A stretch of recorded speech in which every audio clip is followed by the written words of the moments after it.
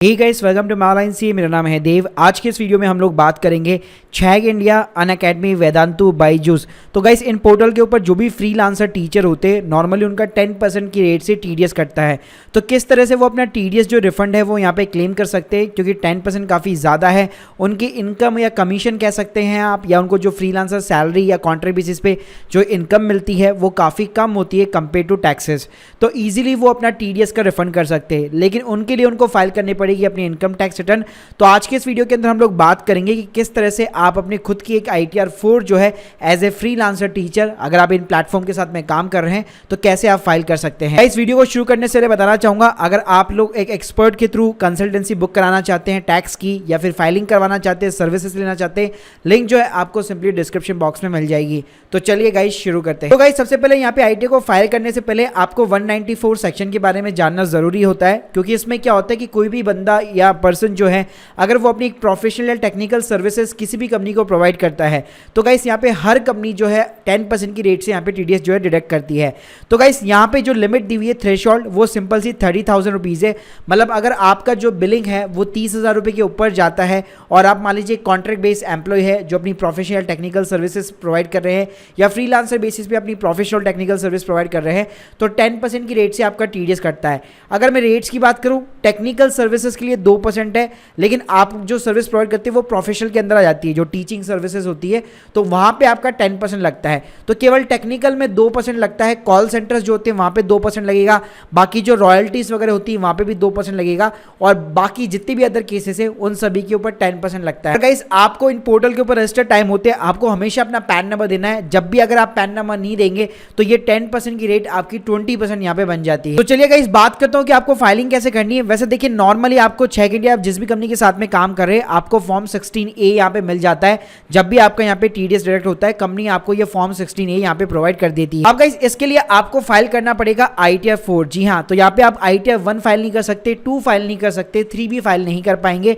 Better होगा अगर आपकी सिर्फ और सिर्फ फ्रीलांसर इनकम है, कॉन्ट्रैक्ट बेस्ड इनकम है, या कोई अदर इनकम है, मान लीजिए कहीं अगर आप जॉब भी कर रहे हैं, सैलरी की भी इनकम है, तो बेस्ट रहेगा आपके लिए यहाँ पे ITR 4। तो गाइस, ITR 4 को प्रोसीड करने से पहले यहाँ पे आपको 2 चीजें चेक करनी पड़ेगी। आपको जो फॉर्म 16A इशू हुआ है उसके अंदर जितना टीडीएस कटा हुआ है वो आपके 26AS के साथ में मैच करना चाहिए। 26AS को यहाँ पे देखने के लिए आपको ई फाइल सेक्शन में जाना है, income tax return, view form 26AS।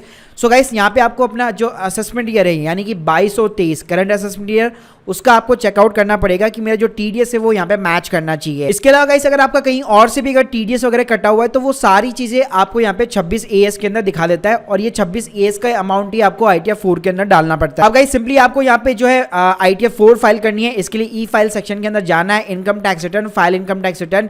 यहाँ पे आपको 22 और 23 सेलेक्ट करना है, ऑनलाइन सेलेक्ट कीजिए, कंटिन्यू, स्टार्ट न्यू फाइलिंग।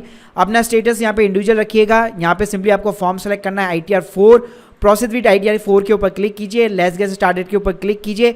आपसे पूछता है रीजन, आपको ITR क्यों फाइल करनी है, सिंपली अदर सेलेक्ट कर लीजिए, कंटिन्यू बटन के ऊपर क्लिक। पर्सनल इन्फॉर्मेशन गाइस आपको कुछ भी डालने की जरूरत नहीं है, सिंपली जो फाइल अंडर सेक्शन 139 सबसेक्शन 1 रहेगा इसके अंदर नीचे आपको जाना है। अगर लास्ट ईयर अगर आपने न्यू जो रिजीम होता है टैक्स रिजीम, वो अगर अडॉप्ट वगैरह नहीं किया था तो आपको सिंपली इसको नो करना है। इसको भी हमेशा नो रखिएगा। उसके बाद में रिप्रेजेंटेटिव CSE, इसको भी आप नो कर दीजिए। नीचे आपका बैंक अकाउंट आ जाएगा, अगर ऐड नहीं है, फर्स्ट टाइम कर रहे हैं तो बैंक अकाउंट ऐड करवा लीजिएगा। सिंपली कंफर्म बटन के ऊपर क्लिक कीजिए। अब गाइस आता है हमारा main section, that is the gross total income. तो गाइस, यहाँ पे आपसे कुछ क्वेश्चंस पूछेगा, स्किप कर दीजिए सारे क्वेश्चंस को। अब गाइस, यहाँ पे आपके सामने बहुत सारे शेड्यूल्स खुल जाएंगे, जैसे income from the salary, income from the house property, income from the business and profession, and income from the other sources. तो देखिए, अगर आपके पास में केवल छैग इंडिया, अनअकैडमी, वेदांतु, बायजूस ऐसी कोई इनकम है, कॉन्ट्रैक्ट बेसिस पे इनकम है, आपको फॉर्म 16A यहाँ पे इशू हो रखा है, तो आपको सिंपली यहाँ पे बिजनेस एंड प्रोफेशन वाले सेक्शन में जाना है। यहाँ पे एड डिटेल्स के ऊपर आपको सिंपली क्लिक करना। तो देखिए गाइस, अगर आप एक कोई भी टेक्निकल सर्विसेज वगैरह दे रहे हैं, लाइक सॉफ्टवेयर डेवलपमेंट वगैरह रिलेटेड, तो आप सिंपली यहाँ पे प्रोफेशन के अंदर जा सकते हैं, और यहाँ पे आपको अपनी वाली यहाँ पे कैटेगरी मिल जाती है। तो यहाँ पे आप कैटेगरी दे सकते हैं, फोटोग्राफी की है, इंटीरियर डिजाइनर की है, बिजनेस एंड मैनेजमेंट कंसल्टेंसी, ये सारी एक्टिविटीज है। उसके बाद में गाइस अगली टैब है बिजनेस की, तो आपको इन दोनों टैब में से एक सेलेक्ट करनी पड़ेगी।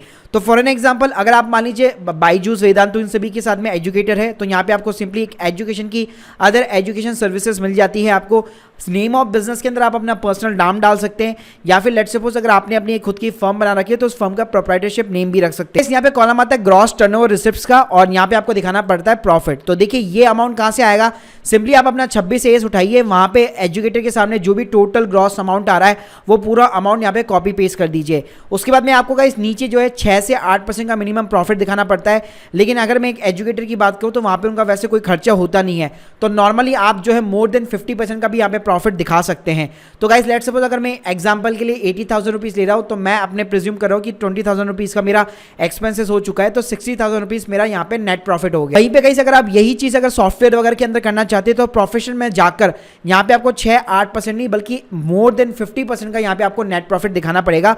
बाकी जो फंडामेंटल्स जो मैंने आपको बताया वो यहाँ पे सेम रहेंगे। बाद में गाइस आपको कुछ भी करने की जरूरत नहीं है, थोड़ा सा नीचे जाइए, यहाँ पे income from the other sources मिलेगा। अगर आपका बैंक का एड्रेस, डिविडेंड वगैरह इनकम वगैरह है तो आप वो यहाँ पे इंसर्ट कर सकते हैं और सिंपली कंफर्म बटन के ऊपर क्लिक कर दीजिए। उसके बाद में गाइस नेक्स्ट हमारा जो शेड्यूल आता है दैट इज द डिस्क्लोजर। तो ये देखिए ये आप ब्लैंक नहीं छोड़ सकते, यहाँ पे आता है एक financial particular of the business, add details के ऊपर क्लिक कीजिए, जहां जहां पे रेड सिग्नल दिया हुआ है सभी को 0 कर दीजिए, लेकिन आपको एक फिलअप करना पड़ेगा। तो आप क्या कर सकते हैं, बैलेंस विद बैंक वाला जो कॉलम है आपका, जो 31 मार्च 2022 को जो भी बैलेंस है आपके बैंक के अंदर उसका एंडिंग बैलेंस आप यहाँ पे लिख दीजिए। सो गाइस यहाँ पे मैंने बैलेंस लिख दिया है, अब सिंपली मुझे कंफर्म बटन के ऊपर क्लिक करना है। तो यहाँ पे अब मैं चलता हूँ अपने डिडक्शंस वाले शेड्यूल के अंदर।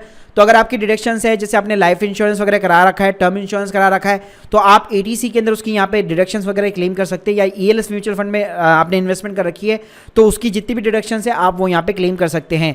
बाकी गाइस आपको कुछ भी फिलअप करने की जरूरत नहीं है, यहाँ पे कंटिन्यू बटन के ऊपर क्लिक कीजिए, सिंपली यहाँ पे कंफर्म कीजिए। गाइस हमारा आता है नेक्स्ट कॉलम टैक्स पेड, जो कि काफी इंपॉर्टेंट है। यहीं पे आपका जो भी टीडीएस कटा हुआ होगा, आपको ये वाला जो सेकंड वाला कॉलम दिख रहा है अदर देन द सैलरी, इस कॉलम के अंदर वो चीज दिखने वाली। अब गाइस करना क्या है, जैसे आप यहाँ पे शो डिटेल्स के ऊपर क्लिक करेंगे, यहाँ पे आपको क्लिक करना है, एडिट के ऊपर क्लिक करना है, हल्का सा नीचे आना है, यहाँ पे आपसे पूछेगा हेड ऑफ द इनकम।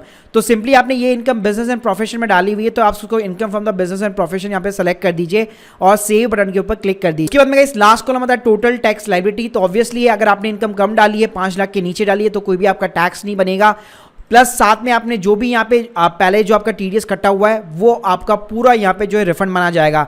तो आप देख सकते हैं आपका पूरा टीडीएस यहाँ पे as a you are the eligible for the refund आ चुका है।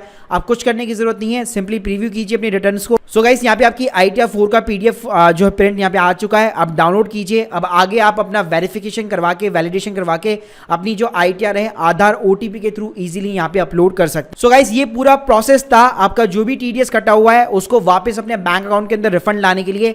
एक चीज यहाँ पे और ध्यान रखिएगा, जब भी आप ITR यहाँ पे फाइल करते हैं माई प्रोफाइल सेक्शन के अंदर जाके जरूर चेक कर लीजिएगा कि आपका बैंक अकाउंट यहाँ पे वैलिडेट और EVC एनेबल होना चाहिए। अगर ये वैलिडेट नहीं हुआ और नॉमिनेशन फॉर द रिफंड के ऊपर क्लिक नहीं है, तो अगर आपका रिफंड बन भी रहा है तब भी ये यहाँ पे जो है फेल हो जाएगा। Guys hope you like this video, please subscribe our channel. अगर आप लोगों के कोई भी डाउट है कमेंट सेक्शन के अंदर जरूर बताइए, और हमारे थ्रू अगर आप सर्विस लेना चाहते हैं उसकी लिंक भी जो है आपको डिस्क्रिप्शन बॉक्स में मिल जाएगी।